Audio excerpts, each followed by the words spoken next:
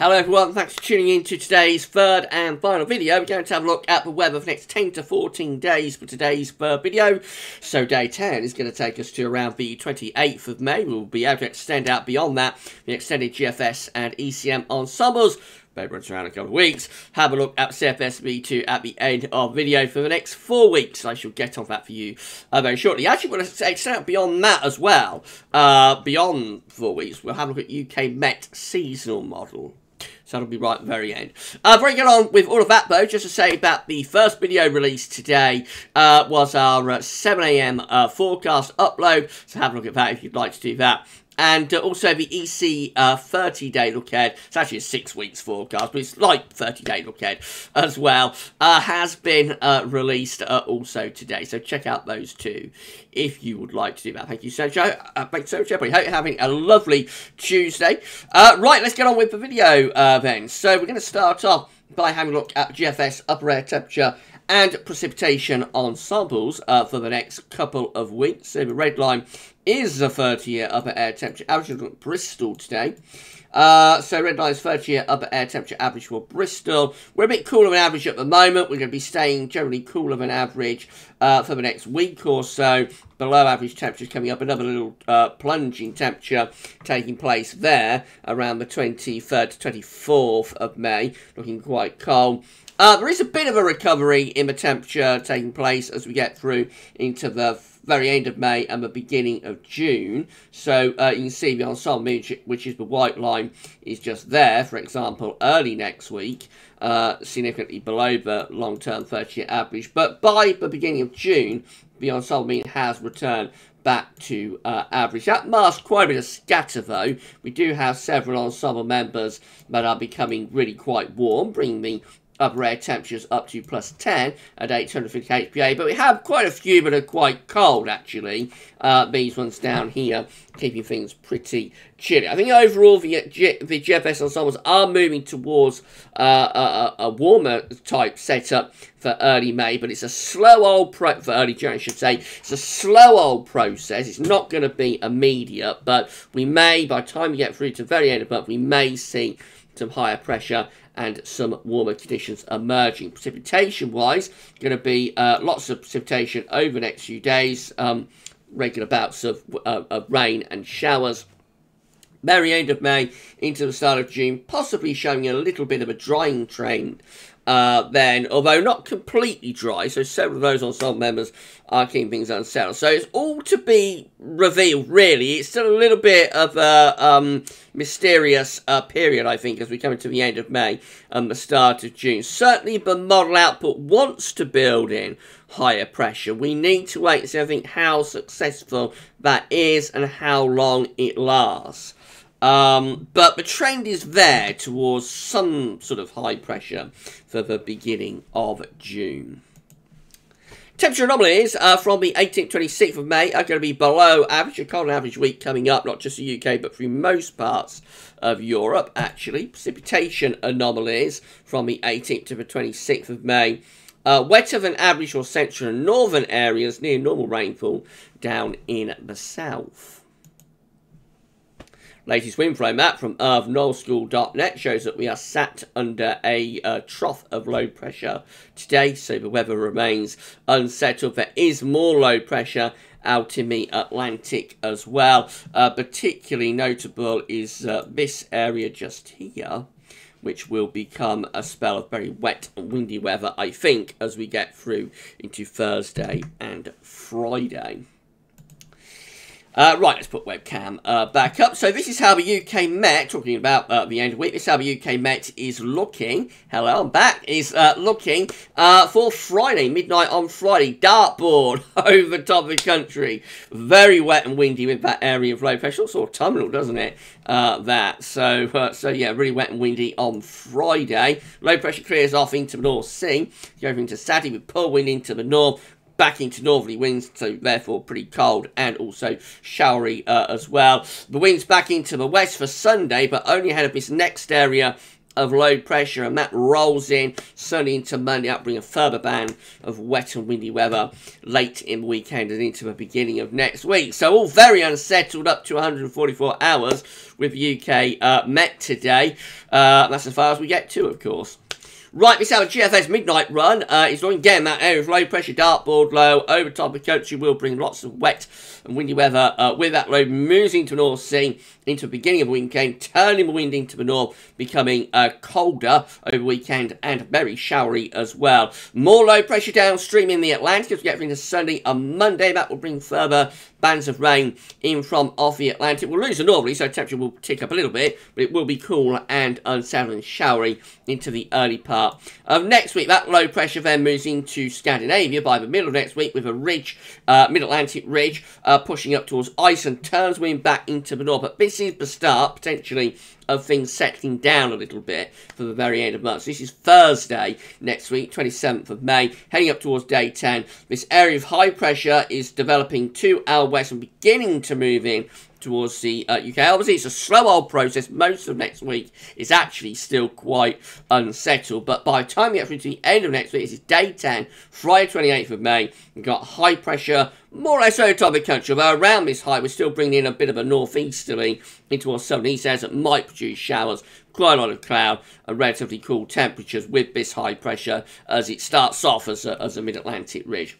As we progress on into GFS midnight run, we see that again the high pressure sits just to our west-southwest, sending in a ridge into the UK. So it is trying desperately to settle down through bank holiday weekend. Still could be some showers with that trough just there across more southern, southeastern areas. But overall, there is a more anticyclonic flavour to the weather for the bank holiday weekend and into the beginning of June. By the very end of the GFS run, which gets to the 3rd of May, long way out of course, that high pressure is beginning to pull away from us and looks like we're re-establishing a cool and showery sort of west or northwesterly flow, but it's too far away that to really worry about. This is the 6Z, the GFS, very latest. Again, that area of low pressure right over top of the country, bringing loads of wind and rain. That low pressure will then move into the North Sea on Saturday. It'll turn the wind into the north, so cool to quite cold and showery over the weekend. More low pressure in off the Atlantic through the early part of next week, bring further bouts of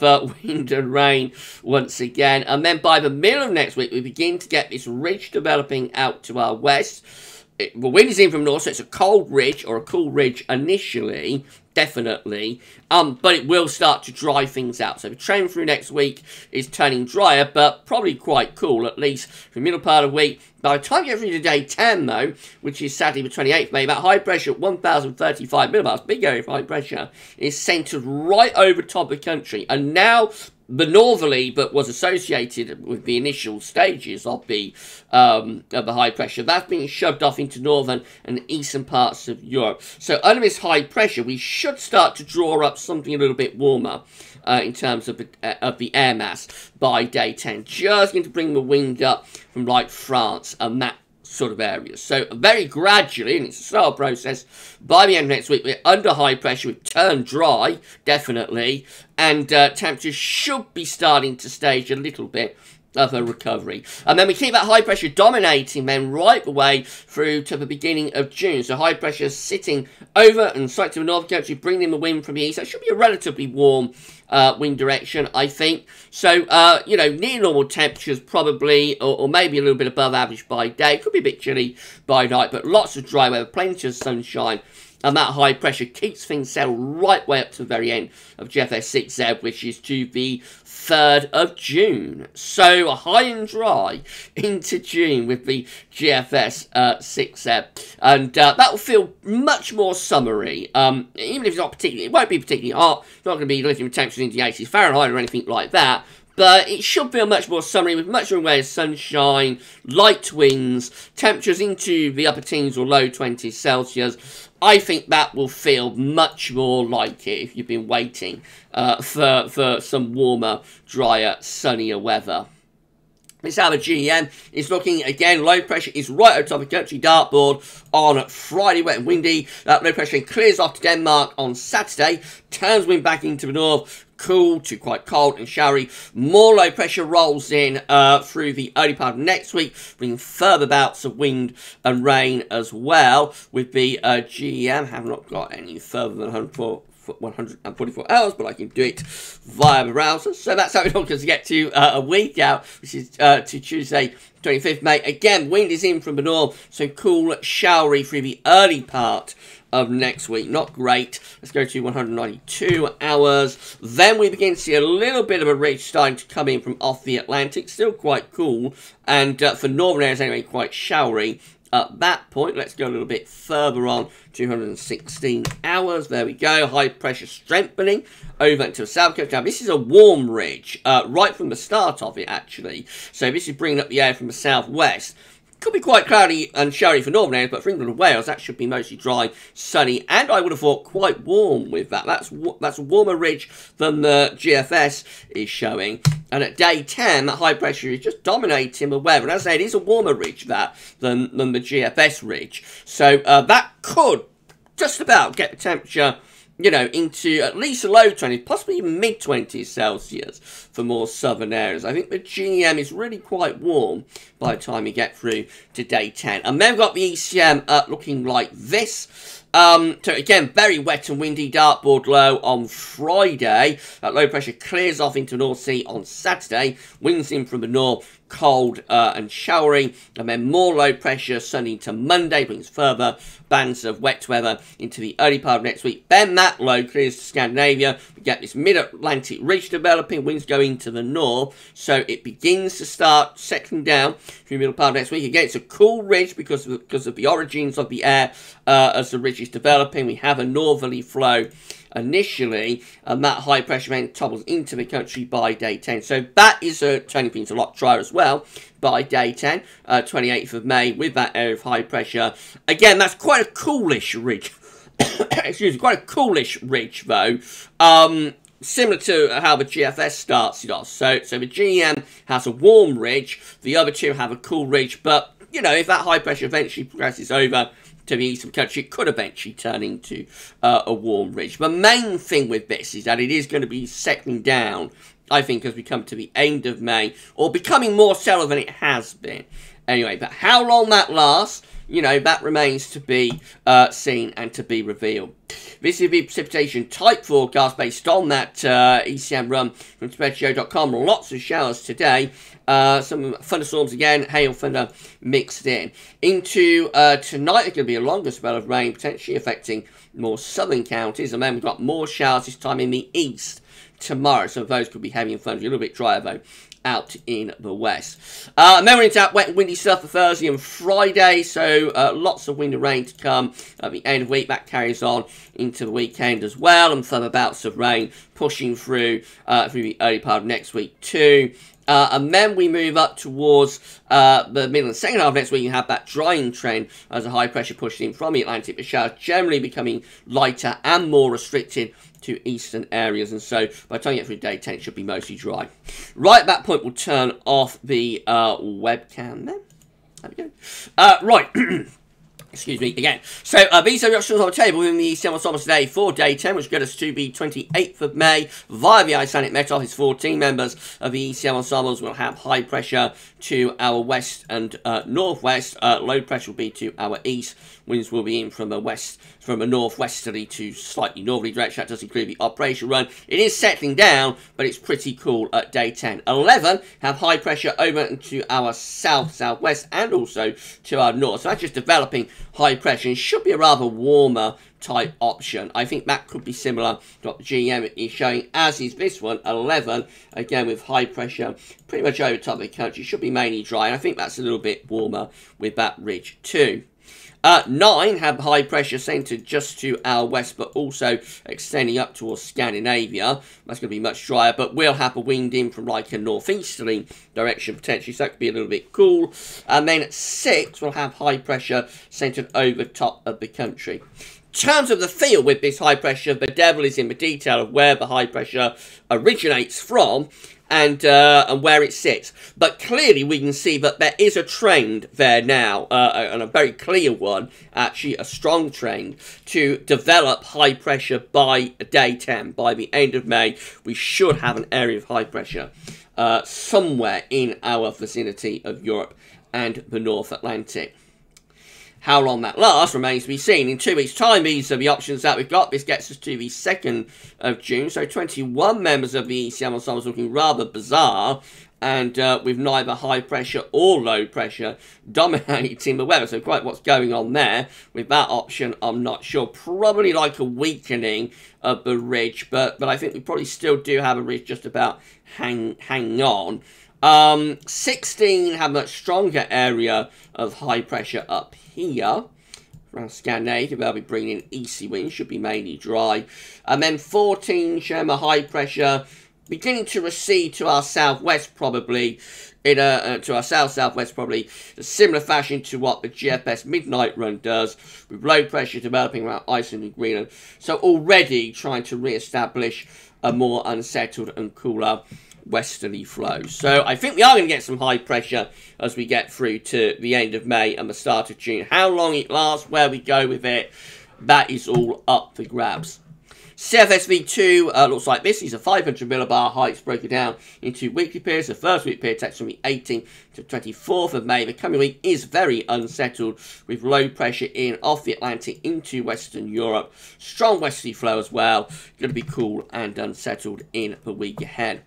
Big change for week 2. This is the 25th of May to the 31st, last day of the month. We have above average heights, high pressure developing to our west and northwest. Low pressure is over sort of Germany.